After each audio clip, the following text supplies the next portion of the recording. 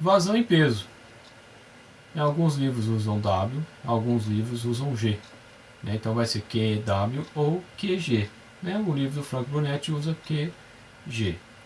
É a mesma coisa da vazão em massa. Então vai ser peso dividido por tempo ou newton por segundo. Aí vem a questão que às vezes de repente você está perguntando: para que eu trabalho com vazão em massa? Para que eu trabalho com vazão em peso? Olha, quando eu estou trabalhando com líquido, ele é, na maioria das vezes, incompressível. A gente falou em uma das aulas lá sobre escoamento compressível e incompressível. Agora, se eu estou trabalhando com gás, é muito provável que eu esteja trabalhando com escoamento compressível. Se é compressível, eu vou ter variação de volume. Então, você imagina um compressor de ar. Ele succiona uma quantidade de ar do ambiente e comprime isso. Você está falando que ele já pega uma área dessa e comprime. Se eu já estou falando que ele comprime, quer dizer que ele vai estar volume. Então, a massa específica ela altera drasticamente. Mas a quantidade de quilos de ar que o compressor puxa por segundo é constante, independente do volume. Ele vai um volumão, vai fazer virar um voluminho. E por causa disso que, por exemplo, no gás de cozinha, o butano, que é utilizado aí mais comumente, ele é líquido no bujão. Você chacoalha e parece líquido. Você abre ele vira gás, porque ali ele está super comprimido. Então, quando eu estou trabalhando com gás, é imprescindível que eu trabalhe com vazão em massa ou vazão em peso, e não vazão volumétrica. Bom, a mesma coisa, relação entre vazão e vazão em peso, W por tempo, é o mesmo desenvolvimento, vou até ser mais rápido aqui. No final eu vou ter que a vazão em peso vai ser gama vezes Q, que é a vazão volumétrica, ou ρgq, que é a vazão mássica vezes a aceleração da gravidade. Então, nesse caso, ρ é massa específica vezes gravidade, eu tenho gama e a vazão volumétrica. Então, a gente pode estar trabalhando ou com vazão em peso ou vazão em massa. Eu gosto mais, estou mais acostumado a trabalhar em vazão com massa, em massa. Mas vai do gosto do freguês também, não tem nenhum problema. O que eu não posso ao estar trabalhando com gás, continuar trabalhando com vazão volumétrica. Aí eu vou errar e errar feio. Bom, equação da continuidade para regime permanente. Seja um escoamento de um fluido por um tubo de corrente. Por isso que a gente definiu o tubo de corrente lá. Tem um tubo aqui e eu vou definir, eu vou imaginar, vou trabalhar em cima desse tubo. Bom, então tá aí um exemplo. Eu tenho uma determinada vazão em massa entrando na área 1 e vai sair lá na área 2, aí nitidamente a área 1 é maior do que a área 2. Bom, se eu estou em regime permanente, o que quer dizer? Que as propriedades não mudam com o tempo em cada ponto. Então, na seção 1, a propriedade vai ser sempre a mesma, não vai mudar com o tempo. Para que isso aconteça, a quantidade de massa que entra tem que ser igual à quantidade de massa que sai. Por quê? Porque vamos imaginar que no meio dele eu começo a ter um acúmulo de massa. Ali não é um ponto?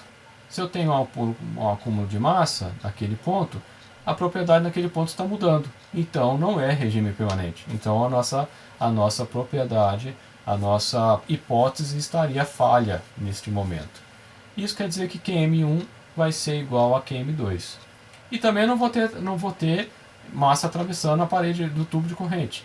Por quê? Porque não tem como. Dada a definição de linha de corrente e tubo de corrente, se o vetor é tangente à velocidade, não tem como eu ter a massa atravessando no tubo de corrente, porque ele estaria com o vetor velocidade estaria naquela direção. Então não faria sentido. Isso quer dizer que ρ1 vezes Q1 é igual a ρ2 vezes Q2. Ou ρ1 V1 vezes área 1, lembrando que V aqui é a velocidade média, é igual a ρ2 V2 área 2. E aí essa é a famosa equação da continuidade para regime permanente. Se você pegar um livro de matemática de Fox McDonald, ele faz uma matemática ferrada, toda, né, complexa, para chegar numa equação parecida com essa. Então assim, ao invés de estar com A, ele vai estar com dA, alguma coisa assim, ou dρ, e por aí vai. Aí você faz a hipótese de regime escoamento incompressível, vira ρ. Você faz a hipótese de velocidade uniforme na seção, vira V.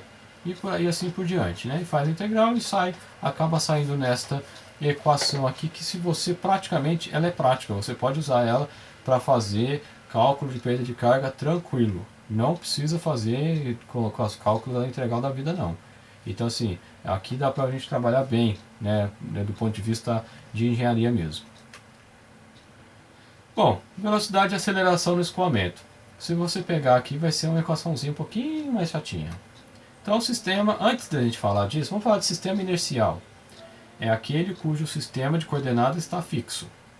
Então, inercial, o que é inércia? É a tendência dele ficar parado ou em velocidade constante. Né? Então, é uma das leis de Newton. Então, o sistema inercial ele está parado. Então, vamos imaginar aqui essa situação. Tem um tiozinho, um rapazinho na caçamba do carro e tem um camarada na calçada olhando. E o rapazinho dentro da caçamba do caminhão, do carro, ele está jogando a bolinha. E o carro está numa velocidade constante. O que o observador ali na referência, ele vai visualizar? Ele vai visualizar a bolinha fazendo uma parábola. Né? Lá da estática, lá da cinemática, dos sólidos, a gente não fala assim, fala só cinemática, seria um movimento de parábola. Né, de queda livre. Então ele joga para cima a bolinha e a bolinha, aí o carro vai andar e ele vai pegar essa bolinha lá na frente. E o sistema não inercial é aquele cujo sistema de coordenada não está fixo. Seria esse caso aqui. No caso do rapazinho na caçamba da caminhonete, ele joga a bolinha, o que ele vai ver? Ele vai ver a bolinha subindo e descendo verticalmente, e não em forma de parábola como aquele carinha outro lá faz. Bom, e daí e eu com isso? Bom, no caso de mecânica dos fluidos, você imagina que eu vou fazer a análise de um avião em movimento e pego o aeroporto de Congonhas e faço como meu plano de referência, meu sistema inercial lá. O meu sistema, comparado com o avião, ele vai estar mudando a toda hora, então tem que levar em consideração esse deslocamento. Agora, imagina que ao invés disso, você está no avião observando. Então a sua velocidade em relação ao avião não muda. Com isso, você despreza toda essa complexidade de matemática com relação ao ponto referencial. Então, quando você precisa simplificar, você consegue simplificar dessa forma. A mesma coisa é a análise de hidrodinâmica de um barco, por exemplo. Né? Se você fizer inercial, você tem que parar ele num certo ponto e levar em consideração esse deslocamento. Então, dependendo das matemáticas, aí vai ficar bastante complexo. Se você imaginar o observador fixo no próprio barco, seria como se a água tivesse movimento. Então, não muda se é a água que muda ao redor do barco ou o barco que anda atravessando a água, digamos assim. Então essa é a ideia. Bom, lembrando que a velocidade ela é vetorial. O que quer dizer? Que ela tem módulo, direção e sentido. Então a velocidade, de um modo geral, completa, ela vai ser uma velocidade uma componente, um módulo Vx na direção x, simbolizado pelo vetor unitário EX, veja que está com a setinha em cima, a mesma coisa com VY, a mesma coisa na direção Z. Essa é a velocidade no sistema cartesiano. Bom, para um regime permanente, lembrando que o regime permanente as velocidades não mudam com o tempo, então eu desprezo, em função do tempo não muda. Então nesse caso, as velocidades x, y e z só vão variar no escoamento com a posição. E ela tem que variar a velocidade, de ponto a ponto. No ponto, na seção não, mas no ponto a ponto tem. Senão eu não vou ter escoamento. Se eu não tiver variação de pressão, não tem escoamento. Se eu tenho 10 bar aqui, 10 bar aqui, a pressão é a mesma, se anula. Não tenho diferencial de pressão, não vou ter escoamento. Bom, mas o que eu tenho? A aceleração vetorial, ela nada mais é do que a derivada da velocidade por tempo. Isso a gente estuda lá em física. Então eu posso escrever a aceleração como dv dx dx dt mais dv dy dy dt mais dv dz dz dt. Veja que tem esse símbolo diferente, o tal, se não me engano. Eu esqueci o nome da letra grega. Mas, o que quer dizer? Quer dizer que, por isso que eu fiz a revisão lá da matemática, aula 2, né? Se você não assistiu, assista. Quer dizer que a velocidade, eu estou fazendo a derivada da velocidade com relação a que é uma derivada parcial de uma função de múltiplas variáveis da velocidade na direção x. Depois eu fiz a mesma coisa na direção y. Depois eu fiz isso na direção z. Matematicamente falando, vamos imaginar que eu tenho assim uma equação que a aceleração é 2x ao quadrado mais y mais z ao cubo. Quando eu faço a derivada dessa equação em relação a x, o y ou z seria como se fosse constante. Então eu só faço lá o 2x ao quadrado. Então vai ficar 2 vezes 2, 4x mais uma constante derivada de uma constante, 0 mais constante, 0. E assim por diante. Então é isso que quer dizer. Então por isso que eu falei que é importante. De repente a gente não sabe fazer direito a matemática, ou tem dificuldade, mas a gente entende. Então aqui quer dizer que eu estou fazendo a derivada da equação da velocidade na direção x, depois na direção y, depois na direção z. Quando eu faço isso, aí as outras variáveis eu faço a mesma como se fosse constante. A derivada de uma constante de 5 é 0, né? Não tenho. De 5x é 5. Então aí cai na regrinha simples lá de derivada. Bom, mas a velocidade na direção x é a variação x no tempo. Então dx dt. A mesma coisa para y, dy dt. A mesma coisa para z, dz dt. Bom, logo, a aceleração, substituindo ali, vai ser vx derivada da função parcial na direção x. A mesma coisa, vy, dv, dy, vz na direção z. Mas, o que eu tenho? dv dx, delta v, delta x aí, é igual a derivada de vx em relação a x na direção x, mais a derivada da velocidade vy na direção x, mais a derivada da velocidade z na direção x. A mesma coisa vale para y. dv dy é dvx, né, a componente vx na direção y, a componente y na direção y, a componente z na direção y. A mesma coisa dv dz, a componente da velocidade x na direção z, da y na direção z, e por fim a componente da velocidade de z na direção z. Né? Então essa é a definição, é a consequência. Bom, então para regime não permanente, basta considerar a variação com o tempo. Então eu fiz o desenvolvimento como se fosse permanente. Se não for permanente, eu considero a parcela de variação daquela velocidade, componente Vx, em relação a t. Então eu vou ter aqui uma equação de 4. Né? Então a velocidade, às vezes o pessoal, mas a velocidade não é tridimensional? Sim, a velocidade é tridimensional. Mas ela também pode variar com o tempo. Então ela passa a ter 4 componentes.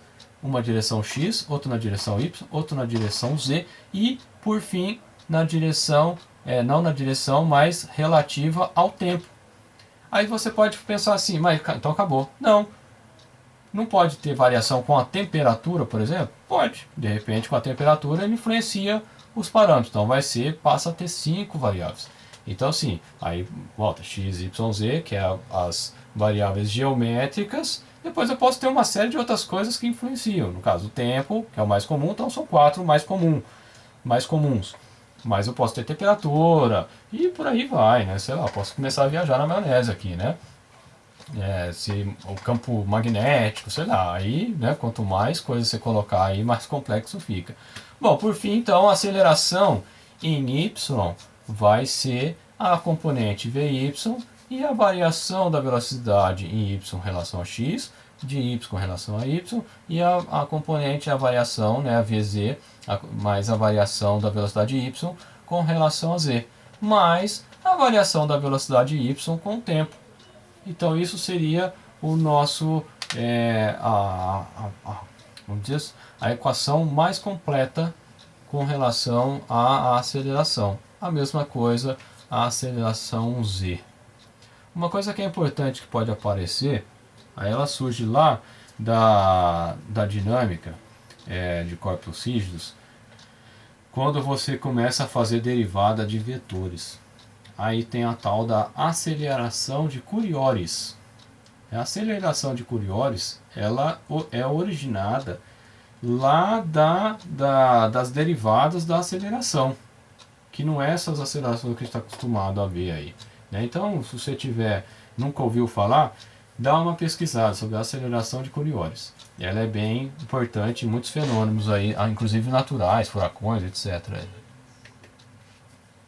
Bom, pessoal, chegamos ao fim então da nossa aula. A gente utilizou esses dois livros, né, Mecânica dos Fluidos e de Frank Brunetti, e Introdução à Mecânica dos Fluidos aí do Robert Fox e de Alan MacDonald.